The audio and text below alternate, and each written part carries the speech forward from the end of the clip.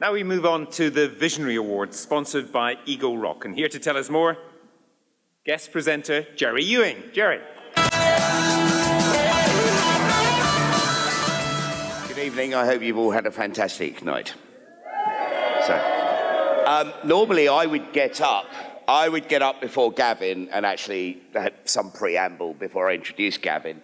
Tonight I've actually been given one of these for the very first time in 3 years, which is a cue card. On it it says, walk up to the stage, announce the name of the warden's party. That's what Gavin does. Announce my name. That's what you do. Then it says, read your speech. Now, the one thing that I said to myself before I left the office was, don't forget your speech. And the very last thing I did before I left the office to come down here today was forget my speech. So I'm afraid I'm going to be talking to you this evening a bit like my art editor Russell Fairbrother sings in the office, with no real notes. But, right, I first saw this band, actually I first heard this band within about 2 years of coming to this country from Australia, so the early 80s. It was the Friday Rock Show. And I heard this, I didn't know what progressive music was at that point. And I heard this piece of music, and it seemed to go on for about 4 weeks. Apparently it was about 16 minutes, but that's what it seemed to me at the time. And I thought, well, don't think who's, and who on earth would get into this sort of thing? And then about 2 years later, I was at Reading Festival. I'm sure there are people out here that were... Anyone at Reading in 1983? Shut up, Travis and Rothery. I know you were there because you're on stage. But anyone else? Reading 83?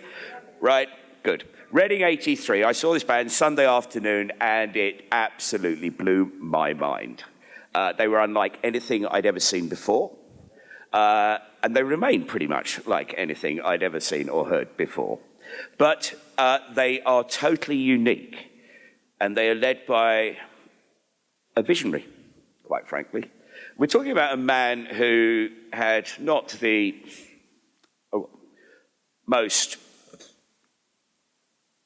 stable of upbringings, I guess, but whose creativity has just exploded over the years.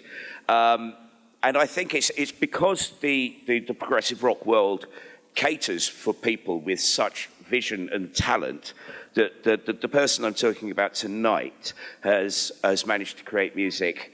I mean, my God, they've been going 10 years when I first saw them, and that was 30 years ago, so 40 years of creating music. Before he was even in this band, he'd not only gone to the Royal Academy of Music, I think he'd gone to the Royal College of Music as well. I think only Rick Wakeman's probably done that and a few more. He was the orchestral arranger for Barclay James Harvest in their early days, creating a lush symphonic sound, which quite frankly has become the bedrock of a certain area of progressive music. And then he formed the Enid, who remain one of those bizarre kind of wonderful bands that only the progressive world can really entertain. They were amazing when I saw them in 1983. They went through some kind of lull and hiatus, but they're back with a vengeance, with a pristine, young, sexy lineup, and making some quite invigorating music these days. And it's an absolute joy to see this man back on stage and creating absolutely wonderful, far-reaching music that is truly groundbreaking and that people these days are really enjoying. I will admit, I did stand on stage once and call him the sexiest man on prog. I was, of course, drunk. That's me. But he is totally deserving of the Visionary Award. Ladies and gentlemen, please be upstanding for Mr. Robert John Godfrey of the Enid.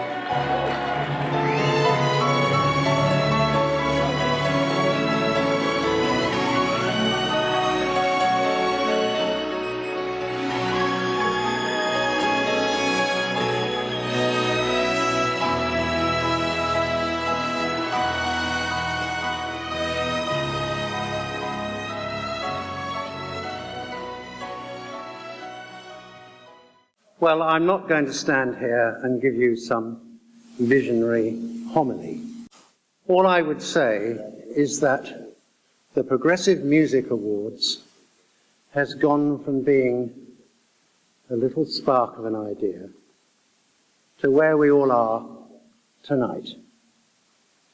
Now, that is because of the enthusiasm and the tremendous hard work of Jerry Ewing and his pals.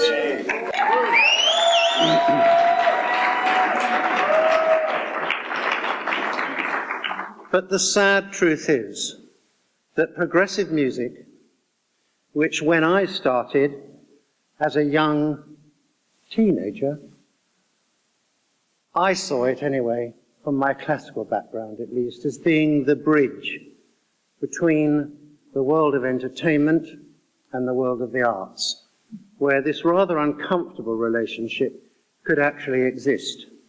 And for a while, it actually did.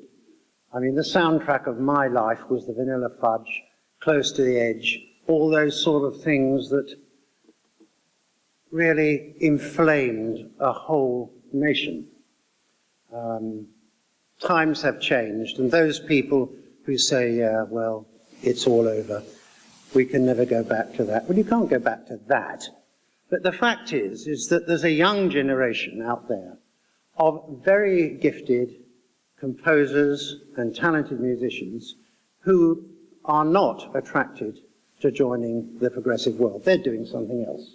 Now, the future of progressive music, if we're going to have a life after death, because some of us are my age, you know, we haven't got long, we need really to invigorate the young generation. And the way to do that is that the heritage bands, the older bands, those who have a catalogue, and particularly those who are men and women of substance, should try and engage and involve the younger generation in their bands, very much in the same way that Frank Zappa did, actually, and give them the lead, because us old men, you know, we can go out there and we can play the songs they all know, but really, the real burning fire of inventiveness, of wanting to succeed, is going to be with the young. So let's do our best to involve the younger generation and hand to them the very substantial musical skills that we in this room have acquired during the course of our lives by the hard work and graft and determination and commitment that we've given to our music. I take my hat off, which is why I've got to have to put it on first, to all of you.